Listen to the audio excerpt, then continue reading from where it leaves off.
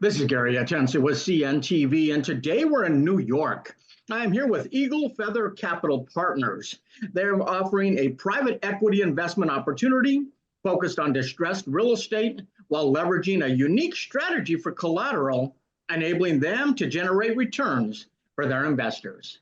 I'm joined here with the managing partner, Christian Joseph. Thanks so much for joining us here today. Thank you. Nice to be here. I'm going to start off a little bit about yourself. I mean, you have led a premier real estate private equity firm that is dedicated to delivering exceptional financial returns through strategic investments. I mean, really, with over a quarter of a century of experience in the multifamily sector, your team is able to leverage deep market insights, and they provide a vast network of industry experts. So let's start off, first of all, share with me a little bit, how did this get started for you? How did you get involved in this type of industry? So my journey in real estate started in 2003. I did an exit in Canada with a research and development company, and I invest a lot in real estate at that moment. And I start my journey to learn about syndication and fund and working with large investor as well. And everything for me, I'm still working because I'm an impact investor, and we are sheltering ladies and boys that are survivor from sex trafficking. So that's why I'm still working. And I don't like to say that I'm working. I'm learning. I'm learning every day.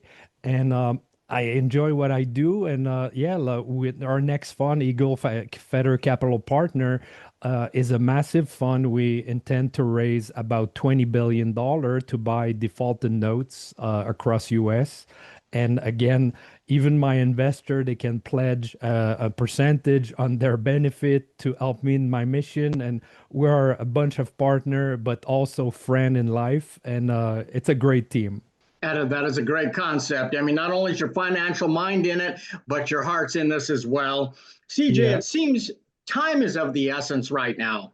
I mean, you say there is a window of wealth transfer beginning at the end of this year and into the early of 2026. I mean, this is driven by over $1 trillion in commercial real estate debt maturing. Can you kind of educate us, first of all, what that window means? Okay, so right now we are seeing two windows at the same time. Okay, you got the maturity wall. We're talking about $3.7 trillion of notes that are at risk right now to be refinanced in the next 36 months. Uh, I think it's going to be a major crisis like 2008 because all the indicators are here. Like in the last, for example, in the last 6 weeks, I receive an average of 1,000 defaulted notes per week from different lender. So we're going to buy loan pools.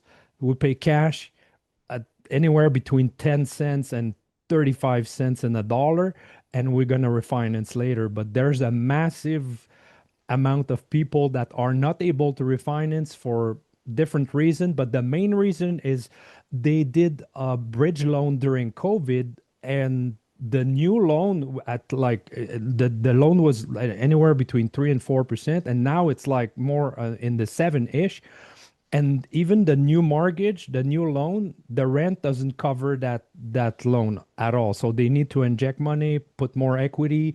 But a lot of them, it's mom and pop's money with syndicator, and they're losing their building right now, big time. Definitely bad for some, an opportunity for others. Definitely, hopefully, it's a win-win for both sides. I mean, your firm specializes in multifamily properties and non-performing loans in the Sun Belt. Why Yeah. the Sun Belt? And is your firm uniquely positioned right now to capitalize on this impending market event, would you say? So that's a good question. Let's say that right now the notes that I receive, 45% are in Texas, 45% are in Florida, and the balance it's around the Sun Belt. We see some deals in New York and other place like that, but like 95% is in the Sun Belt. So, and Texas, it's my state of predilection because it's a non-judicial foreclosure state. So it's super quick. We try to sit with the owner of the place to do a deed in lieu and bring a little cash just to make it faster. And if I give him a percentage, let's say $500,000 to $1 million, that's less of a loss for for the investor. And we try to be human by what we're doing and to speed up the process, so it's a win-win for everyone. Reduces that loss for them as well. I mean, your unique strategy is really compared to the Resolution Trust Corporation, the RTC era back in the 1990s. What lessons from that period are most applicable to the current market, and how does your approach also differ from that? But for me, like I said, it's really we don't technically we don't trust the system, because if it's really true that we're going into a crisis, and I don't know if it's going to answer your question, but if we go to a crisis, even your money at the bank will not be secured. So that's why we're buying gold, and we have an agreement with a European bank. If we store our gold there, they're going to lend us money for more money than we have in value with the gold. And we are a very, very competitive fund because our lending is under 3% right now. So Wow, that's very that's the elaborate major that's the strategy. I mean, major your firm strategy is about buying distress with discipline, paper with power, and control without cash. Could you kind of elaborate a little bit more on what control without cash means in practice and how you're able to achieve that? Okay. So like, when we're buying gold, it's there's a fee for the storage, there's a fee for going in and out those bank that are the vault that store the gold, but it's very minimal. And if we park cash when I'm raising, or even for the reserve, we get like 4% a year. But when we do gold, just gold this year went over about anywhere between 45 and 50% since January. So, but average over time, it's 8%. So even if I pay 1% storage and a quarter or one eighth of a point to go in and out, I'm still a winner. And on top of it, for protection for my investor, I've I I'm more protected, because if the bank goes down, we don't know which bank will go down if there's really a big crisis like 2008. But that's at the end of the day, it's just for protection for our investor and for our money that we manage. So we're very, very careful. Wow, those numbers definitely make sense when you lay them out like that. I mean, so you're using precious metals really as an anchor for downside protection. How does the collateralization of gold and silver with the bank provide the liquidity needed for real estate acquisitions like you're talking?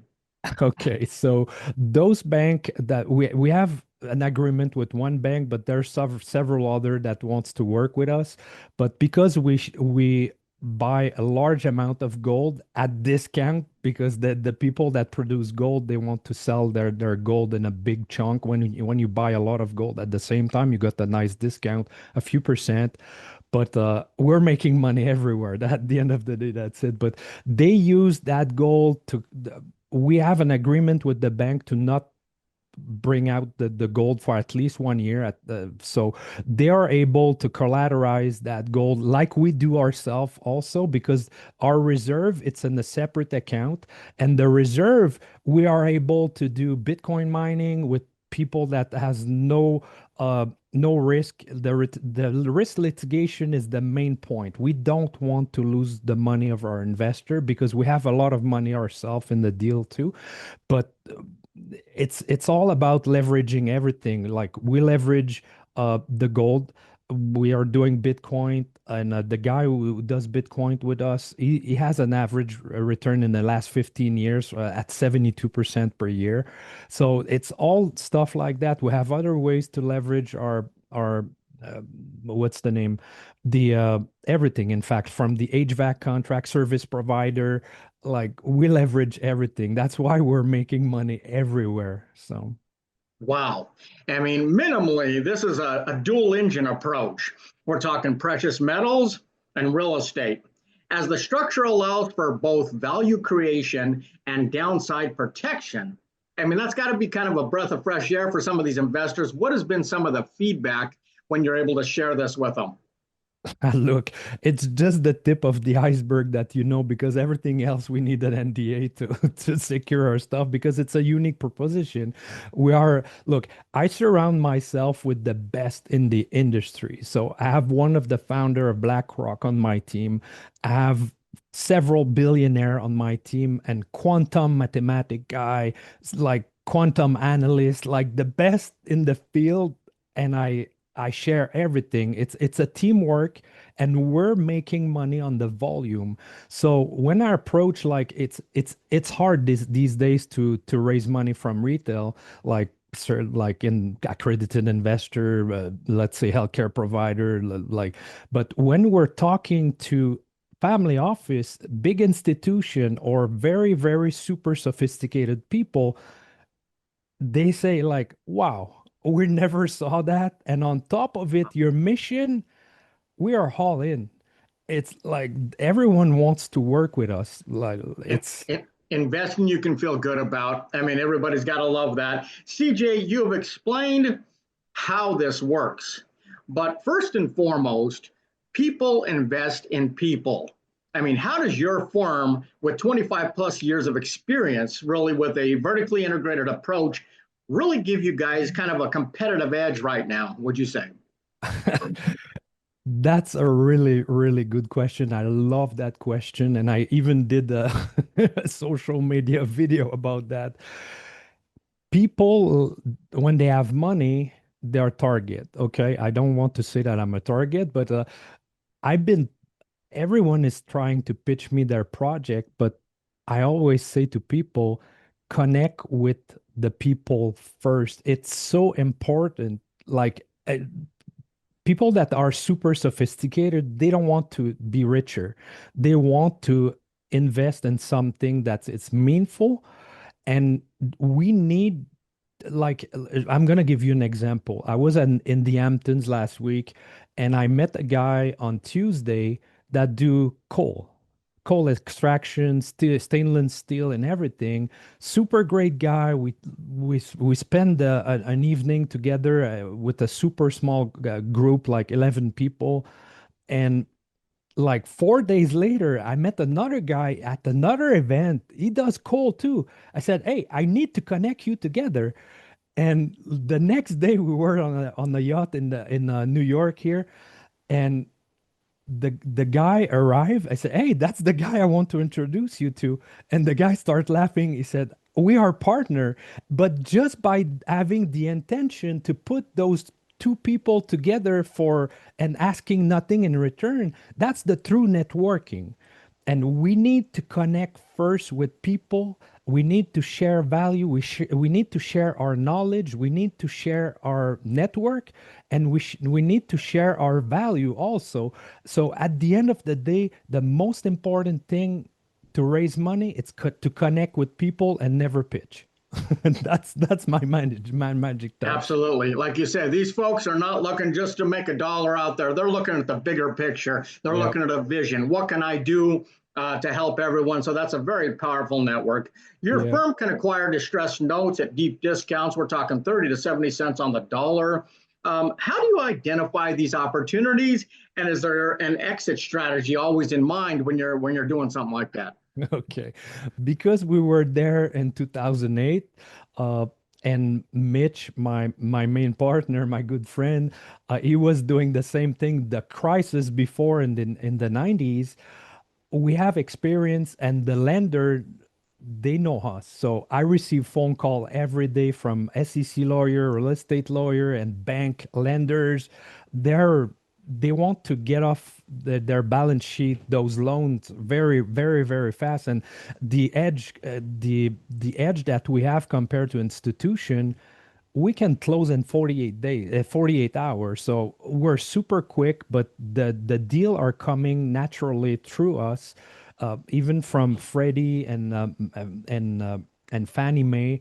Wow. We're in big contact with them. We're working some deals, but they have other procedure to acquire those deals. But we can move very, very quickly.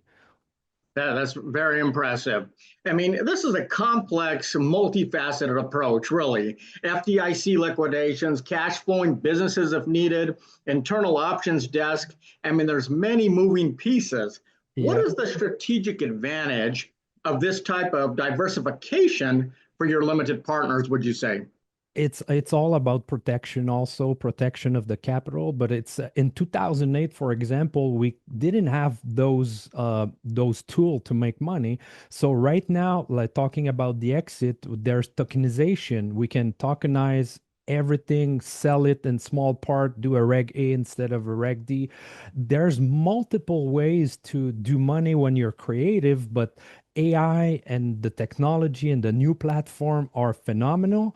We just need to be able to put them in a package, but our team is really, really strong in each and every silo of the offering. So yeah, like just Excellent. for example, when we buy a loan of pool, one third is trash, that they're not good, but we can segregate them, like for example an electric panel or a transformer on site. We can resell those for 3 to 4 times the listing price, because those data center, their waiting list for the same equipment, it's like 2 to 3 years if it's not more. So we segregate everything. The other third, it's fix, flip, stabilize, and sell. So we're doing a good markup on that. And the diamond, we keep the diamond forever. So that's our Fix, flip. strategy. You do a lot of that in house. You've even got your own construction if needed. You're Yeah. you're able to do this. You've done it for years. I mean, your mission is to empower investors to achieve financial independence. So Yep. before we let you go, what kind of investor is the best fit for your firm's vision, and how do they get started with you during this window of opportunity, or these colliding windows, if you will? Yeah. Like the best avatar, the best people for me are impact investor. Even if they're small, big, sophisticated, or like generational wealth, or I'm looking for good people with good heart that can pledge with me to help me in my mission and our mission, should I say. But at the end of the day, it's really like very sophisticated people with a good heart. Speaking of people with a big heart, one last thing before we let you go. The Nick Mag Foundation is a core part of your mission. I mean, can you tell us about that foundation that you touched on earlier, and how you balance the drive for exceptional financial returns with your commitment to meaningful social impact? Tell me about that. Okay, so 20% of Eagle Feather Capital Partner GP will go to Nick Mack Foundation, where we shelter lady and boys that are survivor from sex trafficking. And my I'm Native American Indian, okay, and it's important for me to touch Mother Earth, to touch the soil. By working the land, those people are getting soil on their hand, and the soil get into your bloodstream, and that's how healing. And by being outside the big city on the farm with horses, bees, animal, good vegetable without chemicals, and at some place we have vineyard also. So it's all about healing together, and like group therapy, individual therapy. And I have ambassador that come see those ladies, and they're successful women, but they've been sex trafficked or human trafficked when they were younger, but they heal, and it's even part of their healing to talk to those people, because they share their experience. It's possible to have another life after that. So I'm super honored and privilege. It's a privilege for me to give a chance to those people. And if I have one comment to say to all your listener, when you realize, and I have goosebump now, when you realize that when the more you give time and or money, the more you give, the more God, universe, karma, call it whatever you want, it's gonna the God is working with me. The universe is working with me to help me, because I give 80% of all my money, 80. I don't say to give, it's not over time that I went to 80, but I start slow, but I realize that the more I give, the more my job is easy. And even when I go to those events and I meet new people, my foundation is the door opener to all those great connections. Like you say, you feel it as a privilege.